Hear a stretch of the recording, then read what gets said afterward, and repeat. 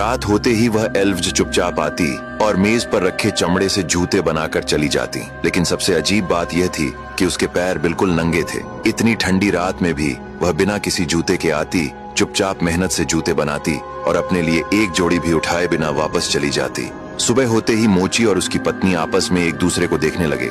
रात को जो उन्होंने देखा था वह किसी चमत्कार से कम नहीं था। वे दोनों उस एल्व्स की मेहनत और भलाई से इतने प्रभावित हुए कि उनका दिल कृतज्ञता से भर उठा।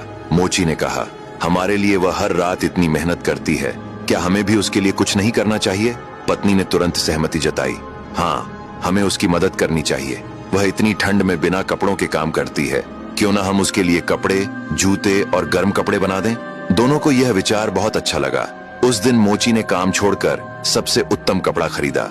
उसकी पत्नी ने दिन भर सिलाई करके छोटी सी कमीज, पतलून, गर्म कोट, छोटी टोपी और जूतों का एक सुंदर सेट तैयार किया। रात होने पर उन्होंने चमड़ा मेज पर नहीं रखा। इसके बजाय वह कपड़ों का सेट मेज के बीचों बीच रख दिया और फिर अलमारी के पीछे छिपकर इंतजार करने लगे। आधी रात होते ही कमरे में वही हल्की सी आहट हुई। जैसे ही एल्व्स अंदर आई, उसने चमड़ा न देखकर मेज पर रखे कपड़ों को देखा और एक पल के लिए पूरी तरह चौंक गई। उसके चमकीले चेहरे पर एक प्यारी सी मुस्कान खिल उठी। उसने कपड़े उठाकर देखे, अपने ऊपर लगाए और खुशी से घूमने लगी, मानो उसे जीवन का सबसे कीमती उपहार मिल गया हो।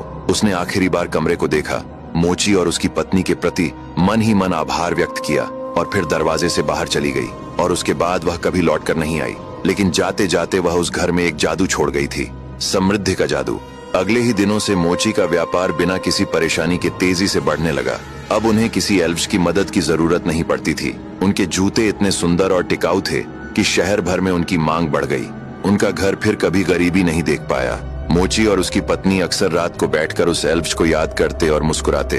वे जानते थे कि असली अमीरी पैसों की नहीं होती, बल्कि कृतज्ञता, दया और बदले में भलाई करने की इच्छा की होती है। और यही वह तोहफा था जो उस एल्व्स ने उन्हें हमेशा के लिए दे दिया था।